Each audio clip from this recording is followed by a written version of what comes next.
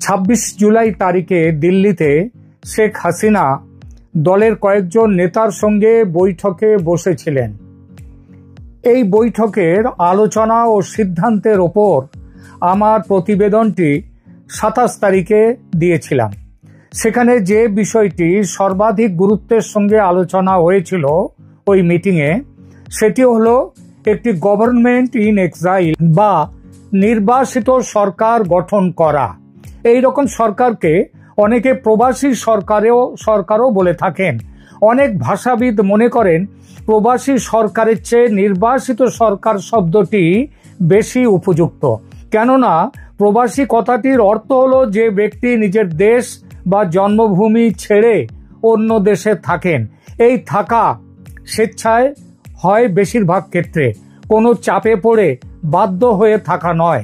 কিন্তু নির্বাসিত কথাটি স্বেচ্ছায় দেশ ছেড়ে থাকা বোঝায় না, বাধ্য হয়ে দেশ ছেড়ে যাওয়া বোঝায়। আর কোনো বৈধ সরকারকে তাড়িয়ে দিয়ে যখন দেশের শাসন ক্ষমতা অবৈধভাবে অন্য কেউ দখল করে নেয় এবং তার ফলে বৈধ শাসককে দেশত্যাগ করে অন্য দেশে চলে যেতে হয় এবং সেই অবস্থায় নির্বাসিত হয়ে যদি তিনি সরকার গঠন করেন, সেই সরকারকে বলা হবে গভর্নমেন্ট ইন এক্সাইল বা নির্বাসিত সরকার। এই আলোচনার মধ্যে আমি গভর্নমেন্ট ইন এক্সাইল এর বাংলা প্রতিশব্দ হিসাবে নির্বাসিত সরকার কথাটি ব্যবহার করব। পৃথিবীর বহু দেশে নির্বাসিত সরকার ইতিপূর্বে গঠিত হয়েছে। সেই সরকার লড়াই করে ক্ষমতায় ফিরেও এসেছে। অন্য দেশের কথা কি বলবো, এই ঘটনা ঘটেছে বাংলাদেশেই। 71-এ ভারতে নির্বাসিত সরকার গঠন করেন আওয়ামী লীগ নেতৃবৃন্দ। সেই সরকারকে সর্বতোভাবে সমর্থন দিয়েছিল ভারত সরকার। অর্থ দিয়ে, ইনফ্রাস্ট্রাকচার দিয়ে, খাদ্য দিয়ে, আশ্রয় দিয়ে এবং সবশেষে সামরিক সাহায্য দিয়ে করেছিল।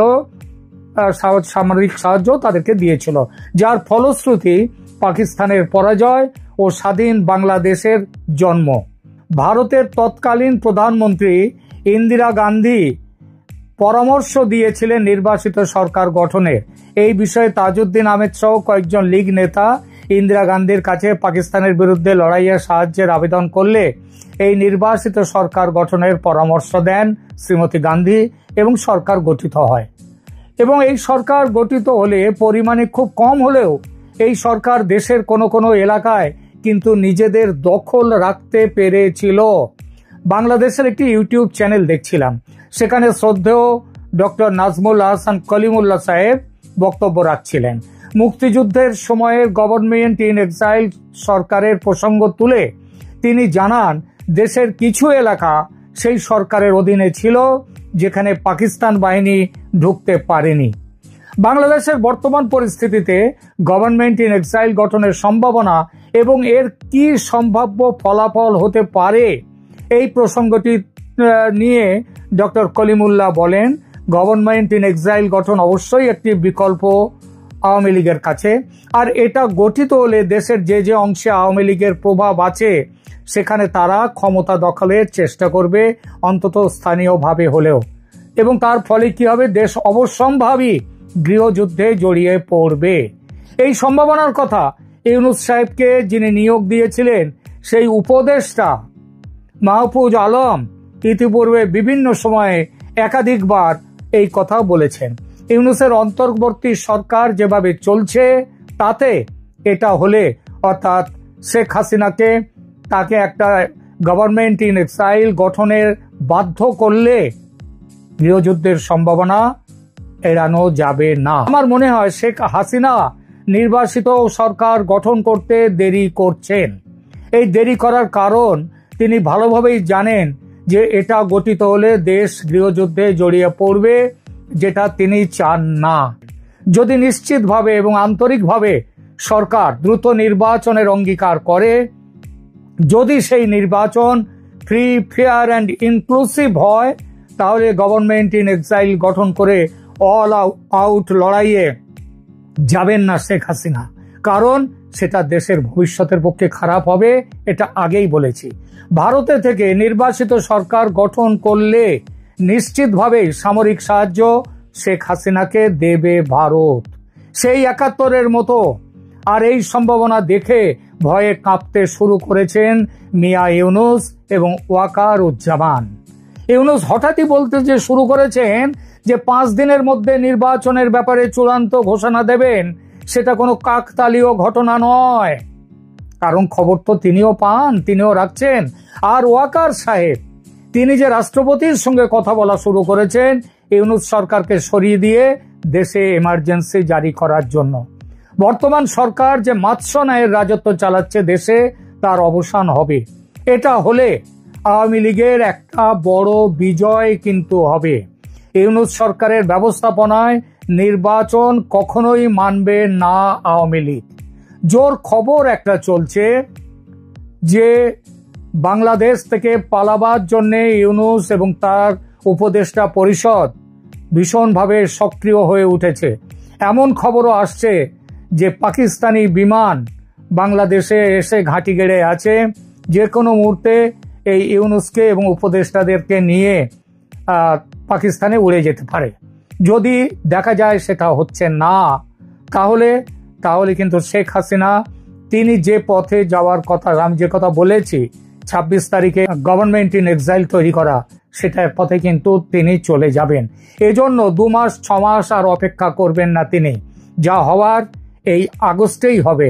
এমনকি এটাও শুনতে পাচ্ছি আগস্ট, পুরো আগস্ট নয়, আগস্টের ১৫ তারিখের আগেই, ৪-৫ তারিখ থেকে শুরু করে ১৫ তারিখের আগেই বাংলাদেশে বর্তমান শাসনের কিছু আমূল পরিবর্তন হবে। এটা হলে দেশ গৃহযুদ্ধের বড় বিপর্যয় থেকে রক্ষা পাবে। আর যদি সেনাপ্রধান ওয়াকারুজ্জামান তার বেইমানির খেলায় লিপ্ত থাকেন, তিনি তো যখন যার কাছে যান তখন তার মতো করে নিজের চেহারাটাকে দেখান, তিনি যেটা চান তার মতো করে দেখান। যখন ভারতীয় সেনাদের কাছে, ভারতীয় সেনা প্রধানের সঙ্গে কথা বলেন, তখন তিনি যেন মনে হচ্ছে ভারতের কাছে। তিনি যখন এর সাথে ইউনুসের সাথে কথা বলেন, তখন তিনি ইউনুসের কাছে। তিনি যখন আবার এই যাত্রা দলের বিবেকের মতো কথা বলেন, তখন মনে হয় যে তিনি হচ্ছেন দেশকে রক্ষা করবার জন্য রয়েছেন।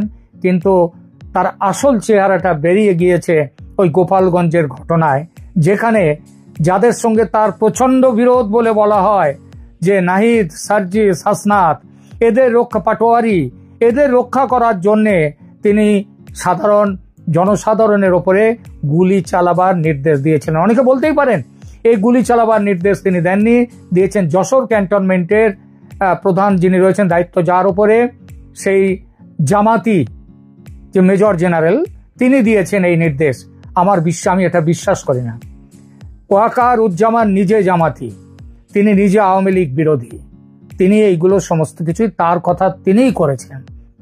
এবার যদি দেখা যায় যে আবার যদি সেনাপ্রধান ওয়াকারুজ্জামান ওই যেটা বললাম তার বেইমানির খেলায় লিপ্ত থাকেন, তাহলে কিন্তু দেশ মহাসংকটে পড়তে বাধ্য। কারণ দেশের একটা বাচ্চা পর্যন্ত জানে হাসিনা সরকারের পতন হয়েছে সেনার বেইমানিতে। অবৈধ ইউনুস সরকার ক্ষমতায় টিকে আছে, সেটাও সেনার দৌলতে। সুতরাং সেনাকে এবার নির্ণায়ক কোনো ব্যবস্থা নিতেই হবে, এবং সেটা করলেই কিন্তু বাংলাদেশ বাঁচবে, নইলে কিন্তু বাংলাদেশের কাছে সামনে সমূহ বিপদ। আগামী কয়েকটা দিন বাংলাদেশের পক্ষে খুব কি বলবো, ভয়ঙ্কর দিনও হতে পারে, ভালো দিনও হতে পারে, খারাপ দিনও হতে পারে। আমরা অপেক্ষা করব কি হয় বাংলাদেশে।